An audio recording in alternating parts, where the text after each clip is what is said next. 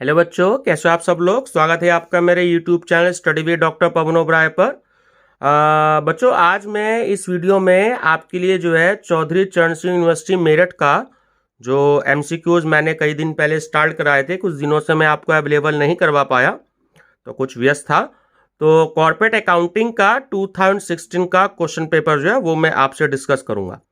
तो जो first time कर रहे हो, मेरा channel study with doctor Pawan Oberoi जो है सब्सक्राइब करके प्लेलिस्ट में देख सकते हैं। वहां पे कॉर्पोरेट अकाउंटिंग के पिछले 4 साल के क्वेश्चन पेपर सॉल्व हैं और चैप्टर वाइज भी मैंने 6 चैप्टर उसमें आपको हिंदी इंग्लिश दोनों मीडियम में करवा रखे हैं।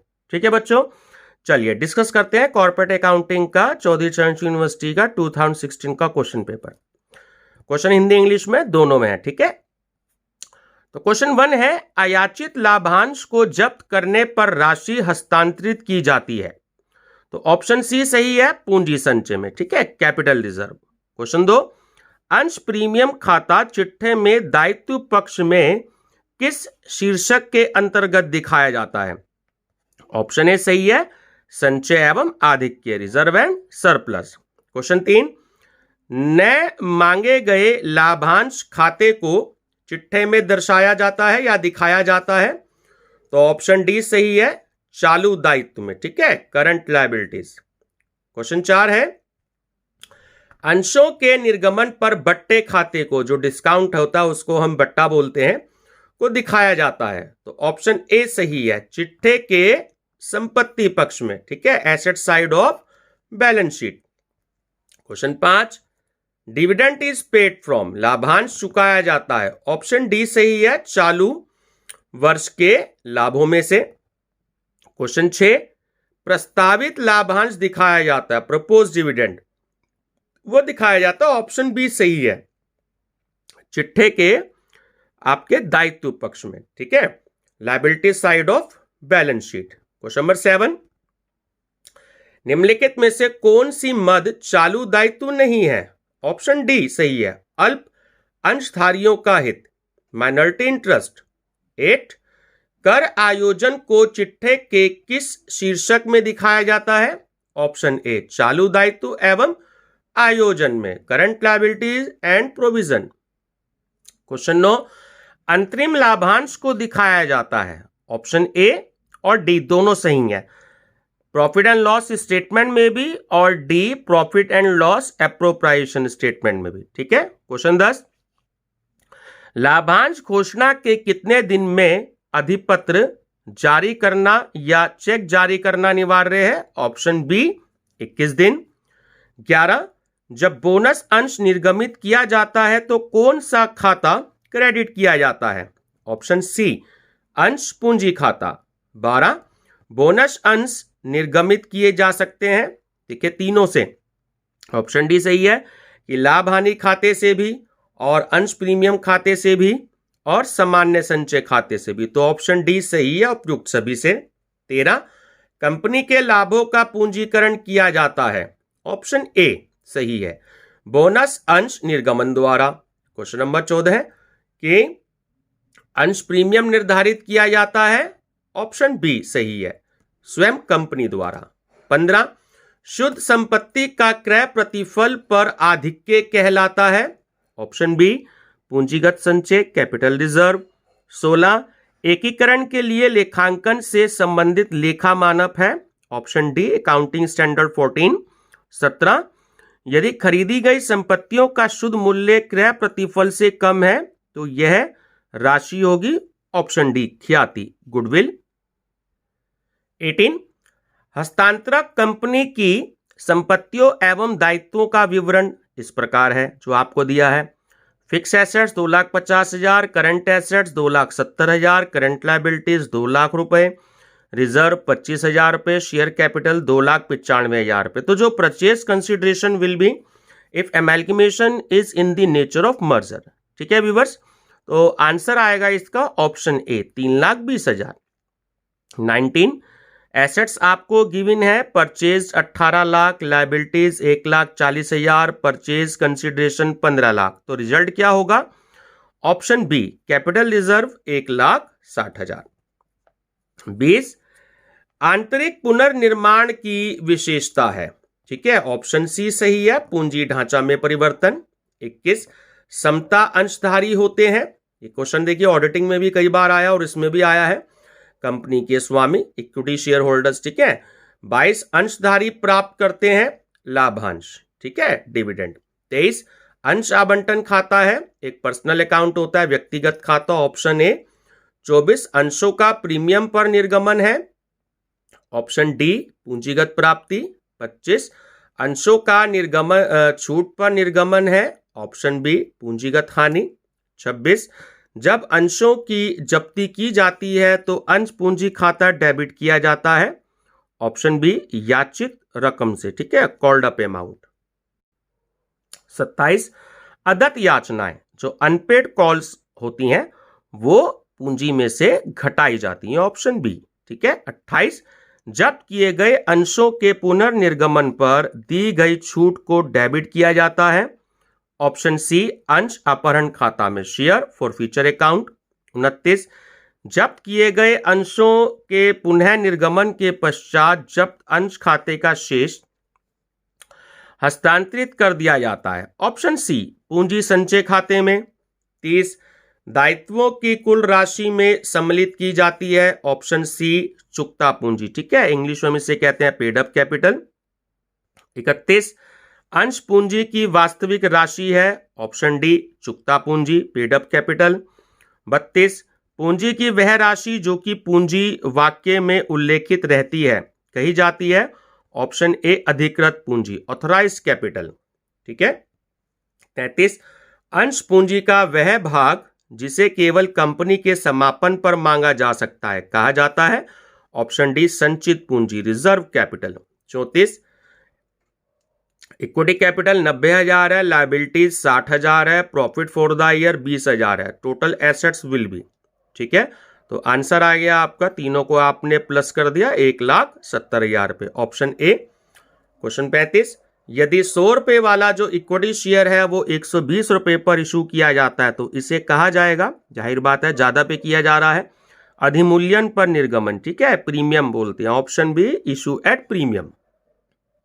36 ऋणपत्र शोधन, ठीक है, प्रीमियम खाता है, इसमें नया नहीं है शोध में, तो प्रीमियम खाता है, ऑप्शन बी दायित्व, लायबिलिटी। क्वेश्चन 37 कंपनी ने 4,50,000 रुपए की संपत्ति क्रय करने के बदले 4,25,000 के डिवेंचर्स इशू किए, इस मामले में 25,000 को क्या माना जाएगा, तो वो होगा आपका पूंजी संचय, ठीक है, option A capital reserve. Question 38 ऋणपत्र निर्गमन हानि खाता है, तो ऑप्शन सी एक संपत्ति।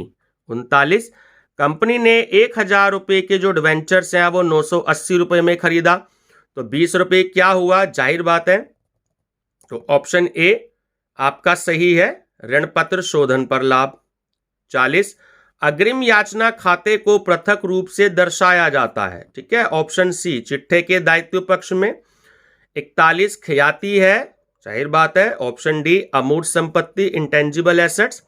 42 ख्याति पर ह्रास काटा जाता है, तो ऑप्शन डी पहले भी आ चुका है, ये ह्रास नहीं काटा जाता है, ठीक है।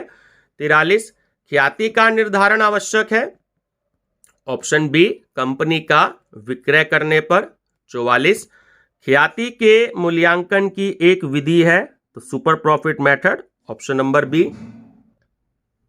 45 the formula of normal profit is, option C correct, ठीक है, average capital employed multiply by normal rate divided by 100। Question 46 विनियोजित पूंजी में सम्मिलित नहीं की जाती, ऑप्शन ए कृत्रिम संपत्तियां। 47 एवरेज कैपिटल एम्प्लॉयड 1,20,000 रुपए, normal rate 10%, real average profit ₹40,000, तो super profit will be, option A is correct, 28,000। Question 48 average capital employed 80,000, profit of current year 30,000, capital employed will be, option C is correct, 95,000। Question 49 company के चिट्ठे में प्रकट ऋणपत्रों को विनियोजित पूंजी ज्ञात करते समय ऑप्शन ए घटाना चाहिए। 50 अंशों का आंतरिक मूल्य ज्ञात किया जाता है, ऑप्शन बी शुद्ध संपत्तियों के आधार पर। 51 अंशों का मूल्यांकन आवश्यक है? देखिए तीनों पर, ऑप्शन ए बी सी तीनों सही है। कंपनी के एकीकरण पर, संविलियन पर और कंपनी के पुनर्निर्माण पर। तो ऑप्शन डी करेक्ट है, उपयुक्त सभी। 52, अंशों के मूल्यांकन की चिट्ठा विधि जानी जाती है? देखिए इसमें से कोई भी नहीं है। ऑप्शन डी करेक्ट है। ना तो नेट एसेट्स मेथड है, ना एसेट्स वैल्यूएशन मेथड है और ना रिटेन्ड एसेट मेथड है। ठीक है, तो इसमें देखिए ये हिंदी में आपका जो है गलत है। ठीक है, इंग्लिश में सही है ऑल ऑफ दी अबव। ये तीनों मेथड जो हैं ये आपके वैल्यूएशन ऑफ शेयर्स के हैं।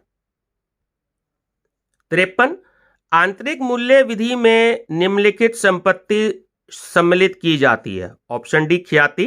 54, शुद्ध संपत्तियां ज्ञात करने हेतु घटाया जाने वाला दायित्व है? ऑप्शन बी ऋण पूंजी। 55, शुद्ध संपत्तियां ज्ञात करने का जो फार्मूला आपका होगा ऑप्शन सी सही है, realisable value of assets minus external liabilities.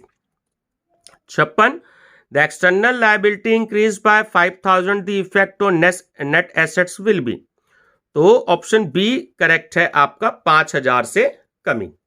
ठीक है, चलिए 57, गिवन फिक्स एसेट्स हैं आपकी 3 लाख, करंट एसेट्स हैं 1,50,000, करंट लायबिलिटीज हैं आपकी 50,000, डिवेंचर्स हैं 1,50,000, तो रिजर्व है आपका 2 लाख रुपए। तो नेट एसेट्स कितनी होगी? ऑप्शन बी करेक्ट है, 2,50,000 रुपए। 58, जब 2 या 2 से अधिक कंपनियां समापन में जाती हैं तथा एक नई कंपनी का निर्माण होता है तो यह क्रिया कहलाती है? ऑप्शन ए एकीकरण, एमैल्गमेशन।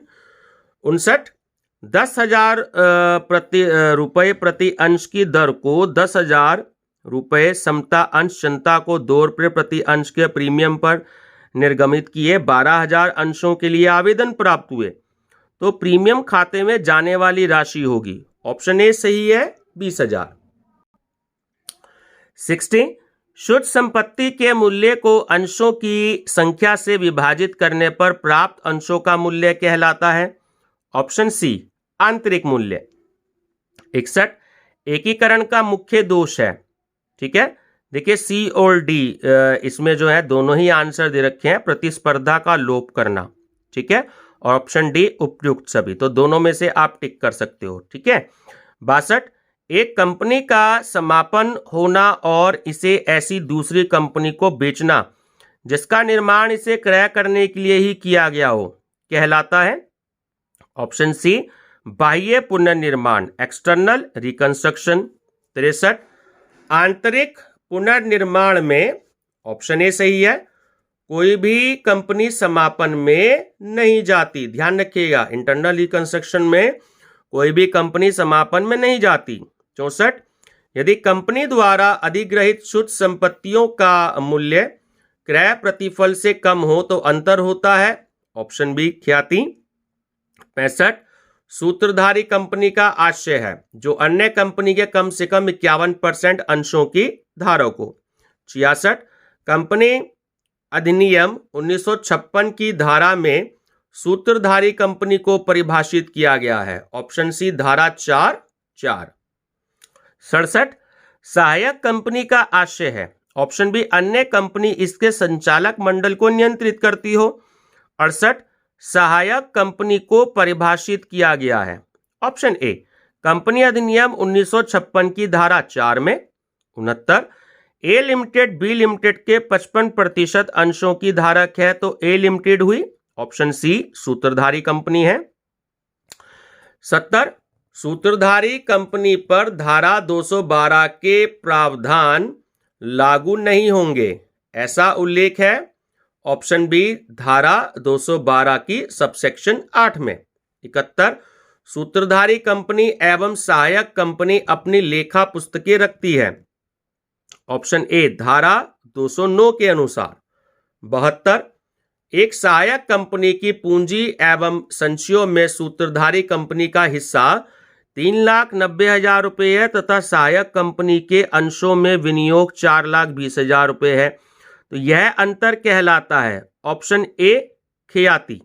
ठीक है, 30,000 रुपए का। 73, एच कंपनी एक सूत्रधारी कंपनी एवं एस कंपनी एक सहायक कंपनी है। एक कंपनी के स्टॉक में 20,000 रुपये का ऐसा माल सम्मिलित है जो एच कंपनी ने विक्रय मूल्य पर 10% लाभ उठाकर बेचा था, तो ना वसूल हुआ लाभ होगा ऑप्शन ए 2,000 रुपये का। 74, ना वसूल हुए लाभ का कौन सा हिस्सा समायोजित किया जाता है? देखिए इसमें दोनों ऑप्शन है, एक ऑप्शन ए सूत्रधारी कंपनी का भाग और ऑप्शन सी संपूर्ण राशि। 75, सूत्रधारी कंपनी के लेनदारों में 12,500 ऐसे माल के हैं जो सहायक कंपनी से खरीदा गया किंतु बिका नहीं है। सहायक कंपनी लागत में 25% जोड़कर माल भेजती है। सूत्रधारी कंपनी ने 3/4 अंश सहायक कंपनी के क्रय किए हैं, तो ना वसूल हुआ लाभ में सूत्रधारी कंपनी का हिस्सा होगा, वो होगा ऑप्शन बी 1,875। ठीक है।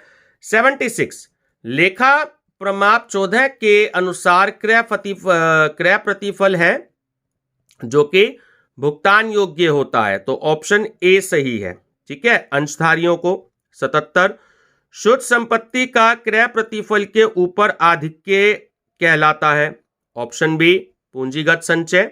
78, संविलियन का अर्थ है, तो ऑप्शन ए एक विद्यमान कंपनी द्वारा अन्य कंपनी को अपने में मिलाना।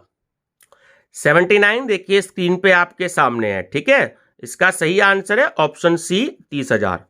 और क्वेश्चन 80 पूछा है कि उपयुक्त प्रश्न जो 59 है, तो उसमें दिए बिलों की राशि जो एकीकृत चिट्ठे में प्रकट होगी, तो वो होगी ऑप्शन बी 90,000। ठीक है। 81 क्वेश्चन भी देखिए, थोड़ा सा लेंथी है, वीडियो ज्यादा बड़ी हो जाएगी, तो 81 क्वेश्चन भी देखिए स्क्रीन पे आपके सामने है। ठीक है, इसका ऑप्शन हो जाएगा ऑप्शन नंबर ए करेक्ट है, 1,00,000 रुपए।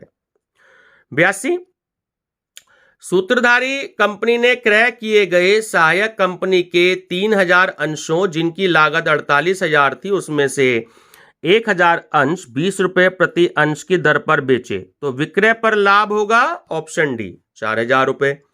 83, भारतीय कंपनी अधिनियम में प्रबंध संचालकों के पारिश्रमिक का भुगतान प्रावधान है, ऑप्शन ए धारा 309 में। 84, भारतीय कंपनी अधिनियम में प्रबंधक के लिए पारिश्रमिक का प्रावधान है, तो ऑप्शन नंबर डी धारा 387 में। 85, कि समामेलन के बाद के लाभ को हस्तांतरित किया जाता है, ऑप्शन सी लाभ हानि खाते में। 86, समामेलन के पूर्व के लाभ को हस्तांतरित किया जाता है, ऑप्शन बी पूंजी संचय में। 87, ह्रास को विभाजित किया जाता है, ऑप्शन ए समय अनुपात में। 88, सकल लाभ को विभाजित किया जाता है, ऑप्शन बी बिक्री अनुपात में।